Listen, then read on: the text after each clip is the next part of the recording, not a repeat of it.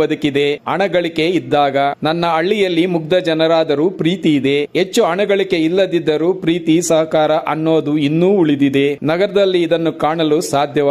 ಅಂತಾರಾಷ್ಟ್ರೀಯ ಜಾನಪದ ಖ್ಯಾತ ಕಲಾವಿದರಾದ ಗೋನಾ ಸ್ವಾಮಿ ಇತ್ತೀಚೆಗೆ ಅಮೆರಿಕ ದೇಶದಲ್ಲಿ ನಾಮಿಕ ವಿಶ್ವ ಕನ್ನಡ ಭಾವ ಜಾನಪದ ಜೈಂಕಾರ ಸಮ್ಮೇಳನದಲ್ಲಿ ಕಲಾ ತಂಡವು ವಿಶೇಷ ಪ್ರದರ್ಶನ ನೀಡಿ ಜನರ ಮೆಚ್ಚುಗೆಗೆ ಪಾತ್ರವಾಗಿ ವಿಶೇಷ ಬಹುಮಾನವನ್ನು ಗಳಿಸಿತ್ತು. ಈ ಮೂಲಕ ದೇಶಕ್ಕೆ, ಕರ್ನಾಟಕ ರಾಜ್ಯಕ್ಕೆ ಕೀರ್ತಿ ತಂದಿದ್ದಾರೆ. ಇಂತಹ ಗ್ರಾಮೀಣ ಪ್ರತಿಭಾವಂತರಾದ ನಮ್ಮ ಹೆಮ್ಮೆಯ ಕೋಲಾರ ಜಿಲ್ಲೆಯ ಸುಗಟೂರು ಗ್ರಾಮದ ಸಾಮಾನ್ಯ ರೈತ ಕುಟುಂಬದ ಹಳ್ಳಿ ಐದ ಎಂಬುದು ನಮಗೆಲ್ಲ ಹೆಮ್ಮೆಯ ವಿಚಾರ.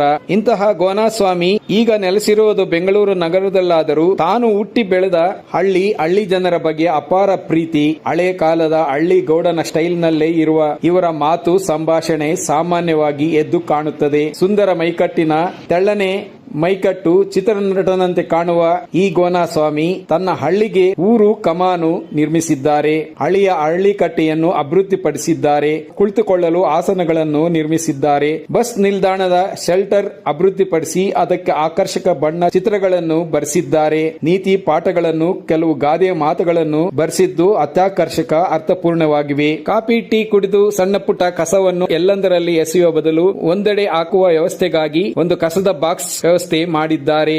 ಇವರು ಹಳ್ಳಿಗೆ ಬಂದಾಗ ಈ ಬಸ್ ನಿಲ್ದಾಣದ ಬಸ್ ಶೆಲ್ಟರ್ ಬಳಿ ಕುಳಿತು ಹಳ್ಳಿ ಜನರೊಂದಿಗೆ ಕಾಫಿ, ಟೀ ಕುಡಿದು ದಿನಪತ್ರಿಕೆ ಓದುತ್ತಿದ್ದಾಗ ಪಂಚ್ ಟಿವಿ ತಂಡವು ಭೇಟಿ ಮಾಡಿತು. ಆಗ ಅವರ ಅಂತರಾಳದ ಕೆಲವು ಮಾತುಗಳು ಏನಾಗಿತ್ತು ಬನ್ನಿ ಸ್ನೇಹಿತರೆ ನೋಡೋಣ.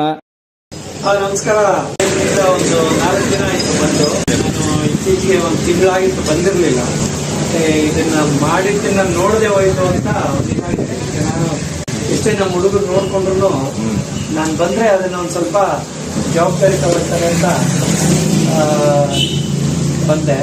ಹೀಗೆ ಅಮೇರಿಕಾ ಹಳ್ಳಿ ಎರಡನ್ನೂ ಬಹಳ ನಮಗೂ ಬಹಳ ವಿಶೇಷ ಇದೆ, ವಿಭಿನ್ನವಾಗಿದೆ. ನಾವು ಇದು ಹೇಗ್ ಬೇಕಾದ್ರೂ ಬದುಕ್ಬೋದು. ಅಮೇರಿಕಾದಲ್ಲಿ ಹೇಗ್ ಬೇಕಾದ್ರೂ ಬದುಕಕ್ಕಾಗಲ್ಲ. ನಮ್ಮಲ್ಲಿ ಎಲ್ಲಿ ನೋಡ್ರು ಜನ ಸಿಗ್ತಾರೆ, ಮಾತಾಡ್ಸೋರು ಸಿಗ್ತಾರೆ, ಚೆನ್ನಾಗಿದ್ದೀರಾ ಅಂತಾನೆ.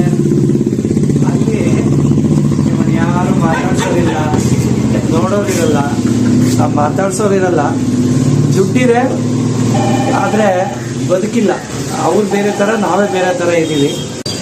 ದೊಡ್ಡ ದೊಡ್ಡ ರಸ್ತೆಗಳಿದೆ, ಬಿಲ್ಡಿಂಗ್ಸ್ ಇದೆ, ಎಲ್ಲ ಇದೆ. ಅವ್ರಿಗೆ ಅನ್ಸುತ್ತೆ ಅವ್ರಿಗೆ ನೆಮ್ಮದಿಯಾಗಿದ್ದೀವಿ ಅಂತ. ಆದರೆ ನಾವು ಇಲ್ಲಿ ನಮ್ಮ ಹಳ್ಳಿಯವ್ರ ಕಡೆ ನಾವು ನೆಮ್ಮದಿಯಾಗಿದ್ದೀವಿ ಅಂತಾರೆ. ಇಲ್ಲಿ ದುಡ್ಡಿಲ್ಲ ಅಂದ್ರೂ ಒಂದಿನ ಜೀವನ ನಡೀತದೆ.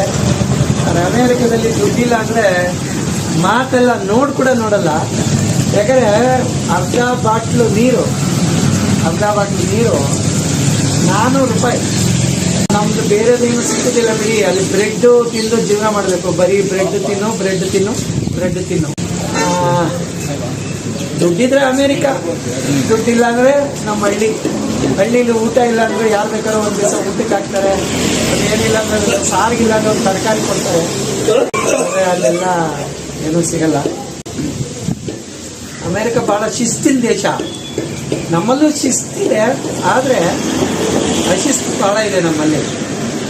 ಏನೇ ಆಗ್ಲಿ ಬಿಡ್ರಿ, ಸರ್ಕಾರದ್ದು ಏನಾರ ಆಗ್ಲಿ ಅಂತಾರೆ. ಅಲ್ಲಿ ತುಂಬಾ ಕಾನೂನು ಬಹಳ ಭಯ ಇದೆ. ಅವರು ಒಬ್ಬ ತಪ್ಪು ಮಾಡೋದಕ್ಕೆ ಭಯ ಪಡ್ತಾರೆ. ಅಲ್ಲಿ ನಮ್ಮಲ್ಲಿ ಏನಾಗಲ್ಲ ಬಿಡ್ರಿ ಅನ್ನಂಗೆ.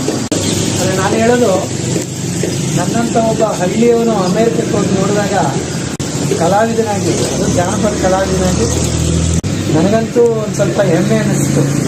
ಯಾಕಂದರೆ ಅಮೇರಿಕಾಗೆ ವೀಸಾ ಕೊಡೋದೇ ಕಷ್ಟ, ವೀಸಾನೇ ಸಿಗಲ್ಲ. ಅಂಥದ್ದು ನಮ್ಮ ತಂದೆ ತಾಯಿ ಪುಣ್ಯ, ನಮ್ಮ ಹಿರಿಯರ ಪುಣ್ಯ ನನಗೆ ವೀಸಾ ಸಿಕ್ತು. ಮೊದಲನೇ ಕಾರ್ಯಕ್ರಮ ನಮ್ಮದು ಜಾನಪದ ಜೇಂಕಾರ ಅಂತ. ಬಹಳ ಅದ್ಭುತವಾಗಿತ್ತು. ಜಾನಪದಕ್ಕೂ ಇಷ್ಟು ಬೆಲೆ ಕೊಡ್ತಾರೆ ಅಂತ ಗೊತ್ತಾಯ್ತು. ಎಷ್ಟು ತಂಡ ಹೋಗಿದ್ರು ಸರ್? ಇಲ್ಲಿ ನಮ್ದೊಂದು ತಂಡ, ಮತ್ತೆ ಬೇರೆ ತಂಡಗಳು ಕರ್ನಾಟಕದಿಂದ ತುಂಬಾ ಜನ ಬಂದಿದ್ದು. ನಮ್ದೊಂದು ಜಾನಪದಕ್ಕಾಗಿ ನಮ್ದೊಂದು ತಂಡ ಹೋಗಿತ್ತು. ಎಷ್ಟು ನಿಮ್ಮ ತಂಡದಲ್ಲಿ ಎಷ್ಟು ಮೆಂಬರ್ಸ್? ಅಲ್ಲಿ ನಮ್ಮಲ್ಲಿ 6 ಜನ ಇದ್ದೀವಿ ನಾವು. 6 ಜನ ಸಿಂಗರ್ಸು ಮತ್ತು ಕೋರಸ್ಸು ಆ ಥರ ಇತ್ತು. ಅಲ್ಲಿ ಇರೋರೆಲ್ಲ ಕನ್ನಡಿಗರೇ ಬರೋದು. ಅಮೇರಿಕಾದಲ್ಲಿರೋ ಕನ್ನಡಿಗರು 1000 ಜನ ಇದ್ದಾರೆ ಕನ್ನಡಿಗರು. ಬಹಳ ಚೆನ್ನಾಗಿ ಅದ್ಭುತವಾಗಿ ಮಾಡಿದ್ರು. ನಮಗೊಂದು ಹೆಮ್ಮೆ ಇದೆ ಹೇಳ್ರ, ಹಳ್ಳಿಯಿಂದ ಅಮೇರಿಕಕ್ಕೆ ಹೋಗಿತ್ತು ಅನ್ನೋದು ಒಂದು ಹೆಮ್ಮೆ ಇದೆ. ನಾವೊಬ್ಬ ರೈತನ ಮಗ ಅದು ನಮ್ಮ ಅಪ್ಪ ಅಮ್ಮ ಕೂಲಿ ಮಾಡಿಬಿಟ್ಟವ್ರ ಮಗ ಅಮೇರಿಕದಲ್ಲಿ ಹಾಡು ಹೇಳಕ್ ಹೋಗ್ತಿದ್ದಾರೆ ಅಂದ್ರೆ ಅದು ಹುಡುಗಾಟಲ್ಲ. ನನಗೆ ಜೀವಮಾನದ ಒಂದು ಸಾಧ್ಯ ಅಂತ ನಾನು ಅಂದ್ಕೊಳ್ಬೇಕು. 24 ಗಂಟೆ ಹೋಗ್ಬೇಕು ವಿಮಾನದಲ್ಲಿ, ಅದು ಒಂದು ಅನುಭವ. ತುಂಬಾ ದೂರ. ನಾನು ತುಂಬಾ ಕಡೆ ಹೋಗಿದ್ದೀನಿ. ಆಸ್ಟ್ರೇಲಿಯಾ ಹೋಗಿದ್ದೀನಿ, ಇಂಗ್ಲೆಂಡ್ ಹೋಗಿದ್ದೀನಿ, ಅದೆಲ್ಲ ಓಕೆ. ಅದು ಇದು ಇಷ್ಟು ದೂರ, ಇದು 2ನೇ ಸಾರಿ. ಈಗ ನನ್ನ ಎಷ್ಟೋ ಜನ ಕೇಳ್ತಾರೆ, ಏನ್ರಿ ನೀವು ಹೋಗಿ ಹಳ್ಳಿಲಿ ಕುತ್ಕೊಳ್ತೀರಿ ಅಂತ. ಎಷ್ಟೋ ಜನ ನಾನು ನೋಡಿದೀನಿ, ಸ್ವಲ್ಪ ಹೆಸರು ಬಂದ ತಕ್ಷಣ, ಸ್ವಲ್ಪ ಹಣಕಾಸು ಬಂದ ತಕ್ಷಣ ಏನು ಹಳ್ಳಿಯವರೆಲ್ಲ ಮರ್ತೇ ಬಿಡ್ತಾರೆ, ಇಲ್ಲಿ ಹುಟ್ಟಿದೀನಿ ಅನ್ನೋದೇ ಗೊತ್ತಿಲ್ಲ ಅವ್ರಿಗೆ. ಅವ್ರ ಲೆವೆಲ್ಗಳೇನೋ, ಅವ್ರ ಕಾರ್ಗಳೇನೋ, ಅವ್ರ ಸ್ಟೈಲ್ ಏನೋ, ಏನೋ ಇವರೆಲ್ಲ ಏನೇ ಅಂತ ನಿನ್ನೆ ಮೊನ್ನೆ ಇದೇ ಸಗಣಿ ಎತ್ಕೊಂಡು ಓಡಾಡಿರ್ತಾರೆ. ಅಲ್ಲಿ ಸಗಣಿನೂ ಗೊತ್ತಿಲ್ಲ, ತಿಪ್ಪೆನೂ ಗೊತ್ತಿಲ್ಲ ಅವ್ರಿಗೆ. ಎಷ್ಟೋ ಜನ ನಮ್ಮೂರಲ್ಲೂ ತುಂಬಾ ಬೇರೆ ಬೇರೆ ಕಡೆ ಎಲ್ಲ ಹೋಗಿದ್ದಾರೆ. ಅವರು ಅರ್ಧ ಗಂಟೆ ಒಬ್ಬರ ಜೊತೆ ಮಾತಾಡಲ್ಲ. ಏನಕ್ಕಂದ್ರೆ ಇವ್ರೇನೋ ಪ್ರಾಬ್ಲಮ್ ಹೇಳ್ತಾರೆ, 2 ರೂಪಾಯಿ ದುಡ್ಡು ಕೇಳ್ತಾರೆ. ಯಾಕೆ ಕೊಡ್ಬೇಕು, ನಾವು ದುಡ್ದಿರೋದು. ಈ ತರ ಈ ಜನರಿಗೆ ಮೈಂಡು. ಅದಕ್ಕೆ ನಾನು ಹೇಳೋದೇನಂದ್ರೆ, ಪಾಪ ಅವ್ರು ಇಲ್ಲ ಕೇಳ್ತಾರೆ, ಇರೋನೇ ಯಾರು ಕೇಳಲ್ಲ. ಏನೋ ಅವ್ರ ಕಷ್ಟ ಇದೆ ಕೇಳ್ತಾರೆ, ಬಿಟ್ರೆ ಯಾರು ದುಡ್ಡಿರೋರು ಇನ್ನೊಬ್ಬರನ್ನ ಯಾರನ್ನೂ ದುಡ್ಡು ಕೇಳಲ್ಲ. ಯಾರ ಹತ್ರ ದುಡ್ಡಿದೆ ಅವರೇ ಸ್ವಾಮಿ ನನಗೆ ದುಡ್ಡು ಕೊಡ್ರಿ ಅಂತ ಕೇಳೋದು. ನೀವು ಬರ್ದೇನೆ ಇದ್ದು ಬಿಟ್ರೆ ನೀನು ಊರೇ ಮರ್ತೋಗುತ್ತೆ. ಇಲ್ಲಿ ಹುಟ್ಟಿ ಇಲ್ಲಿ ಬೆಳೆದು ಇಲ್ಲಿನ ಜನನ್ನ ನೀನು ಅವ್ರೇನು ಹಂಗವ್ರೆ, ಇವರೇ ಹಿಂಗಿದ್ದಾರೆ ಅಂತಂತಾರೆ. ನನಗೆ ಇಲ್ಲಿ ಬಂದ್ರೆ ಎಲ್ಲ ಸಿಕ್ಕವ್ರೆ, ಎಲ್ಲ ಬಡವ್ರೆ. ಅವ್ರ ಹತ್ರ ಒಂಥರ ಪ್ರೀತಿ ಇರುತ್ತೆ.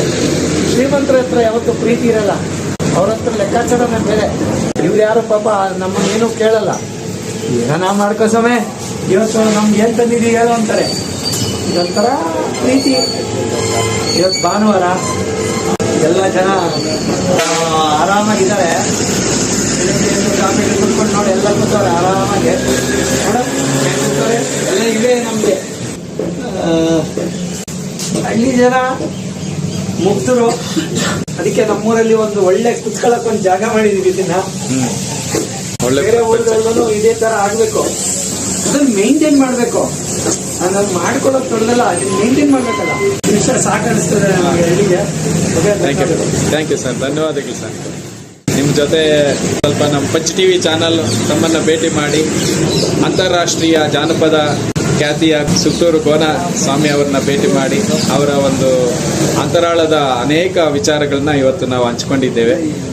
ನೀವು ನಮ್ಮ ಜೊತೆಗೆ ಇದುವರೆಗೂ ಮಾತನಾಡಿದ್ದಕ್ಕೆ ತಮಗೂ ಧನ್ಯವಾದಗಳು ಸರ್. ಹಾಗೆ ನಮ್ಮ ವೆಂಕಟರಾಮರವರ ಪಂಚ್ ಟಿವಿ ನೋಡಿ, ಎಲ್ಲ ದೊಡ್ಡ ದೊಡ್ಡ ನಗರಗಳಲ್ಲಿ ಇರ್ತವೆ. ಎಲ್ಲ ಏನೇನೋ ಇರ್ತವೆ. ಏನೇ ಆದ್ರೂ ಸಹ ಒಂದು ಸುದ್ದಿ ಮಾಡ್ತಾರೆ. ಇವ್ರಿಗೆಲ್ಲ ನಾವು ಪ್ರೋತ್ಸಾಹ ಕೊಡಬೇಕು. ಇವ್ರನ್ನ ಅತಿ ಹೆಚ್ಚು ಎಲ್ಲರೂ ಕೇಳೋಂಗ್ ಮಾಡಬೇಕು. ನಮ್ಮ ಹಳ್ಳಿ ಜನ ಹಳ್ಳಿಯವರನ್ನು ಬೆಳೆಸಿ, ಹಳ್ಳಿಲಿ ಹುಟ್ಟಿದವ್ರಿಗೆ, ಹಳ್ಳಿಲಿ ಬೆಳೆದವ್ರಿಗೆ, ಹಳ್ಳಿಲಿ ಸೇವೆ ಮಾಡೋರಿಗೆ ಪ್ರೋತ್ಸಾಹಿಸಿ ಅಂತೇಳಿ ನಾನು ನಿಮ್ಮೆಲ್ಲರ ಪರವಾಗಿ ಕೇಳ್ಕೊತೀನಿ.